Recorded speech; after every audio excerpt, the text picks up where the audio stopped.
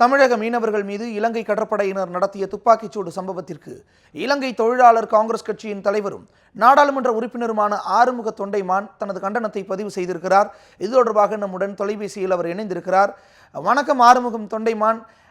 தமிழக மீனவர்கள் மீது இலங்கை கடற்படையினர் நடத்திய தாக்குதல்கள் குறித்து அறிவும், தொடர்ச்சியாக இந்த தாக்குதல்கள் கடந்த பல வருடங்களாக நடந்து வரக்கூடிய நிலையில் சில ஆண்டுகளாக இல்லாதிருந்த துப்பாக்கிச்சூடு சம்பவம் மீண்டும் நடந்தேறி இருக்கிறது. ஒரு தமிழக மீனவர் உயிரிழந்திருக்கிறார்.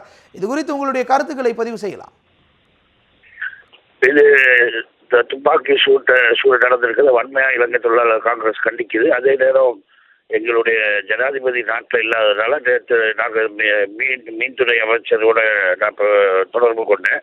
அப்போ இதை பற்றி விசாரிக்கிற நேரம் இப்போ டிஃபென்ஸ் செக்ரட்டரிக்கிட்ட இருந்தும் நேவி கமாண்டர்கிட்ட இருந்தும் ஒரு ஸ்பெஷல் ரிப்போர்ட் கேட்டிருக்காங்க. அதே மாதிரி இன்றைக்கி நாளைக்கு அந்த ரிப்போர்ட் வரும். இந்த மாதிரி இந்த நேவி போட்டும் இந்த சம்பவம் நடந்த இடத்துல நேவி போட்டு எப்படி போச்சுன்னு விவரம் கேட்டிருக்கோம். அது வந்தோடனே ஜனாதிபதியிடம் முறையிட்டு இதுக்கு தக்க நேவி மேலே நடவடிக்கை எடுக்கணுங்கிறது காங்கிரஸ் அழுத்தம் கொடுக்கும். ஐயா, இலங்கை இராணுவ அமைச்சக தகவல்கள் படி இந்த மாதிரி எந்த உத்தரவும் இல்லை. எந்த சிப்பாய்க்கும் ஒரு தமிழக மீனவரை சுட்டுக் கொள்வதற்கான எந்த உத்தரவும் இல்லாத நிலையில் இந்த சம்பவம் நடந்திருக்க வாய்ப்பில்லை அப்படிங்கிற ஒரு விவரத்தை தெரிவிச்சிருக்காங்க. ஆனால் தமிழக மீனவர் குண்டடிபட்டு இறந்திருக்கார், ஒருவர் காயத்தோடு வந்திருக்கிறார். இந்த முரணை எப்படிங்க ஐயா பார்க்குறீங்க? இல்லை, வாய்ப்பு இல்லைன்னு அவங்க சொல்லலாம். ஆனால் சம்பவம் நடந்திருக்கு, இல்லாமல் இல்லையே. அதனால தான் சேட்டலைட் ஃபோட்டோஸ் இருக்குது, அது மூலமாக அதை நிரூபிக்கலாம். அது இப்போ ரிப்போர்ட் கேட்டிருக்காங்க ஃபிஷரிஸ் மினிஸ்ட்ரியில். வந்தோடனே அந்த ரிப்போர்ட் எடுத்துக்கிட்டு நாங்கள் ஜனாதிபதிக்கு நிச்சயம் அழுத்தம் கொடுப்போம். இரு நாட்டு மீனவர்களுக்கு இடையேயான உறவு சார்ந்த ஒரு விஷயமா இருக்கு. மீன்பிடி உறவு சார்ந்த ஒரு விஷயத்துல இந்த மாதிரி பாதுகாப்புத்துறை தலையிடுவது எந்த மாதிரியான ஒரு விளைவுகளை ஏற்படுத்தும் நினைக்கிறீங்க ஐயா? இரு நாட்டு மீனவர்களும் பேச்சுவார்த்தை நடத்திக்கிட்டு இருக்கக்கூடிய சூழல்ல, தொடர்ந்து கடந்த காலங்களில் பேச்சுவார்த்தை நடத்திக்கிட்டு இருக்கக்கூடிய சூழல்ல, பேச்சுவார்த்தை மூலமாகவே தீர்வு காணக்கூடிய நிலை இருக்கிற சூழல்ல இப்படியான துப்பாக்கிச்சூடு சம்பவத்தை நீங்க எப்படி பார்க்குறீங்க? இந்த ஒரு விஷயத்துல உங்கள் தரப்பிலிருந்து ஏதேனும் ஒரு அழுத்தம் இலங்கை அரசுக்கு கொடுக்கப்படுமா? பதிவு செய்யலாம் ஐயா. இந்த சம்பவம் வன்மையாக கண்டிக்கிறது. எப்ப என்ன நடந்தாலும் துப்பாக்கி சூடுங்கிறது ஒரு அப்பாவி மீனவர் மேல நடத்துறதுக்கு வன்மையாக கண்டிக்கத்தக்கது.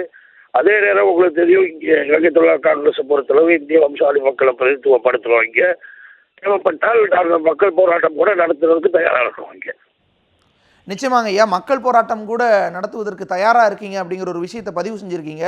அதை தாண்டி இந்த மாதிரியான சம்பவம் ஒரு சர்வதேச சட்டமே எல்லை தாண்டி வந்திருந்தால் அவங்கள சுடக்கூடாதுங்கிற ஒரு விஷயம் இருக்குது.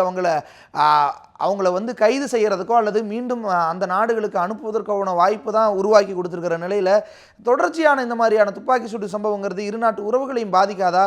இது அங்கே இருக்கக்கூடிய மீனவர்கள் மத்தியில் எப்படி பார்க்கப்படுதுங்க ஐயா?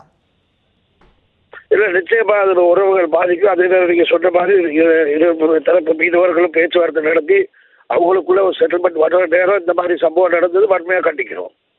இது மாதிரி இனிமேல் நடக்கக்கூடாது, நடக்காமல் இருக்கிறதுக்கு நம்ம என்னென்ன முன்னேற்றங்கள் எடுக்கணுமோ அவ்வளோத்தையும் இலங்கை தொழிலாளர் காங்கிரஸ் செய்யும் நிச்சயமாக.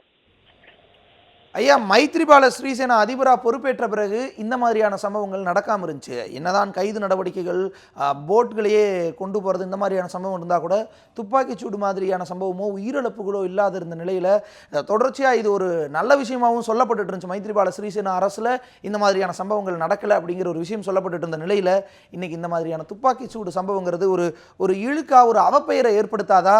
இதை பற்றி ஆளும் கட்சி என்ன நினைக்கிறாங்க? பதிவு செய்யலாம் ஐயா. இல்லை, இப்போ இந்த ஜனாதிபதி மைத்ரிபால சிறிசேனா பாரம் எடுத்த பிறகு இதுதான் முதல் சம்பவம் நினைக்கிறேன், துப்பாக்கி சுட்ட சம்பவம். அதனால இப்போ நீங்கள் சொல்கிற மாதிரி இப்போ இது அந்த தரப்பை பற்றி நான் ஜனாதிபதி வந்தோடனே அவரோட கலந்தாலும் சரி, இதுக்கு சரியான நடவடிக்கை எடுக்கணும். சில நேரத்தில் இது வேலூர் செஞ்சாங்களா இல்லையான்னு தெரியலை. அதனால ஜனாதிபதி வந்து அவரோட கலந்து விளையாடின பிறகு தான் எனக்கு இதுக்கு முடிவு சொல்ல முடியும்.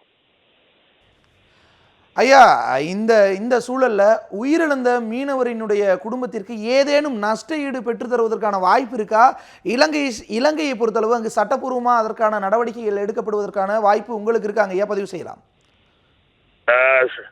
சட்டப்பூர்வமாக நடவடிக்கை இருக்காது, இது வக்கீலை கேட்டு தான் சொல்ல முடியும்.